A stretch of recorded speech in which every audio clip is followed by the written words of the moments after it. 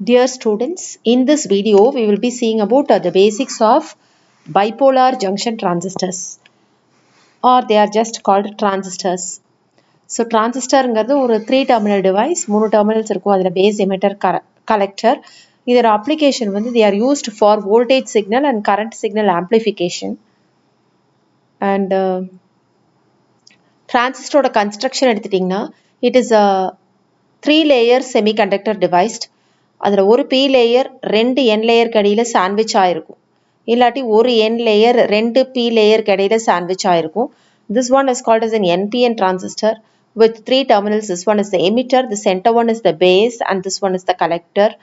And this one is called as a PNP transistor. This one is the emitter, this one is the base, and this one is the collector. And இந்த கன்ஸ்ட்ரக்ஷனில் நீங்கள் இம்பார்ட்டண்ட்டாக ஞாபகம் வச்சுக்க வேண்டிய points என்னென்னா, இந்த ரெண்டு டிரான்சிஸ்டருமே பேஸ் ரீஜன் பார்த்தீங்கன்னா ரொம்ப தின்னாக இருக்கும். And it will be very lightly doped. அப்படின்னா பேஸில் வந்து கேரியர்ஸ் எலக்ட்ரான்ஸ் ஆர் ஹோல்ஸ் ரொம்ப கம்மியாக இருக்கும். இப்போ பி டைப் பேஸ்னால் எலக்ட்ரான்ஸ் அண்ட் ஹோல்ஸ் கம்மியாக இருக்கும். பி டைப் பேஸ்னால் ஹோல்ஸ் கம்மியாக இருக்கும். என் டைப் பேஸ் ஆனால் அதில் எலக்ட்ரான்ஸ் கம்மியாக இருக்கும். And the emitter வந்து ரொம்ப ஹெவியாக டோப் பண்ணியிருக்காங்க, because it is going to supply the current. And collector வந்து மீடியம் டோப். ஸோ டோப்பிங் பொறுத்த வரைக்கும் emitter high, collector medium, base வந்து ரொம்ப லைட்லி டோப். அதே மாதிரி ஏரியாவை பொறுத்த வரைக்கும் பேஸ் ரொம்ப கம்மி ஏரியா, அதை விட அதிகமாக இருக்கிறது எமிட்டர், அதை விட அதிகமாக இருக்கிறது கலெக்டர். ஸோ ஏன் வந்து எமிட்டர் ஹெவிலி டோப்னா அதுதான் கரண்ட்டை சப்ளை பண்ணணும் டிரான்சிஸ்டருக்கு. அண்ட் ஏன் வந்து கலெக்டர் லார்ஜ் ஏரியா இருக்குன்னா, in order to dissipate the heat. Collector current அதிகமாக இருக்கும், அது ரொம்ப ஹீட் ஆகும். ஹீட்டை டிசிபேட் பண்ணுறதுக்காக அதோட சர்ஃபேஸ் ஏரியா அதிகமாக இருக்கும்.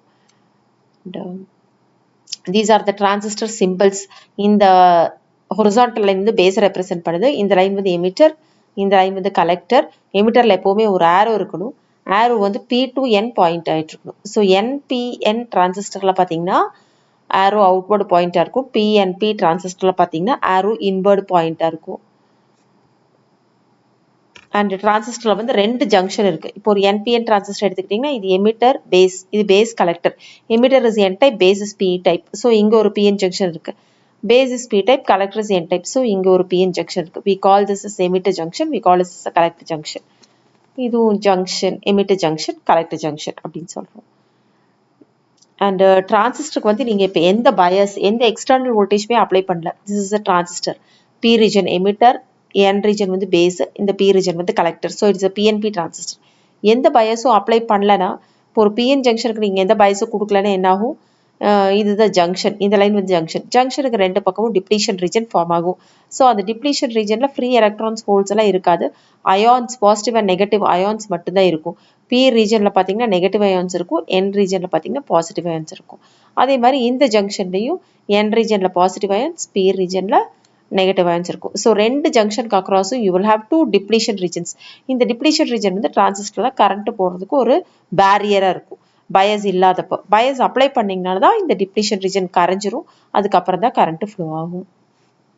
ஸோ இந்த 2 டிப்ளீஷன் ரீஜனுக்கு அக்ராஸும் உங்களுக்கு வந்து பேரியர் பொட்டன்ஷியல் ஒரு வோல்டேஜ் இருக்கும். we call it as the barrier potential. So 2 junction, emitter junction ஒன்று, கலெக்டர் ஜங்ஷன் ஒன்று. இதுதான் ஜங்ஷன், இது எமிட்டர் ஜங்ஷன், இது collector junction. when you don't apply any bias, emitter ஜங்ஷனுக்கு 2 சைட்லையும் டிப்ளீஷன் ரீஜன் இருக்கும், கலெக்டர் ஜங்ஷனுக்கு 2 சைட்லையும் டிப்ளீஷன் ரீஜன் இருக்கும். அந்த டிப்ளீஷன் ரீஜனுக்கு அக்ராஸ் பேரியர் பொட்டன்ஷியல் இருக்கும். ஸோ இப்போ ஒரு டிரான்சிஸ்டர் ஒர்க் பண்ணணும்னா நீங்கள் வந்து எக்ஸ்டர்னல் வோல்டேஜஸை கனெக்ட் பண்ணணும். ஸோ அந்த எக்ஸ்டர்னல் வோல்டேஜ் வந்து நீங்கள் எப்படி கனெக்ட் பண்ணலாம் அப்படின்னா, ஒன்றா எமிட்டர் ஜங்ஷன் வந்து ஃபார்வர்ட் பயஸ்டு, கலெக்டரில் இருக்க அந்த கலெக்டர் ஜங்ஷன் இந்த PN டயோட வந்து ரிவர்ஸ் பயஸ் பண்ணலாம். Emitter junction forward biased, collector junction reverse bias பண்ணிங்கன்னா transistor is set to operate in the active region. இப்போ 2 ஜங்ஷனுமே ரிவர்ஸ் பயஸில் இருக்க மாதிரி எக்ஸ்டர்னல் வோல்டேஜை கனெக்ட் பண்ணிங்கன்னா transistor is set to operate in the cut off region.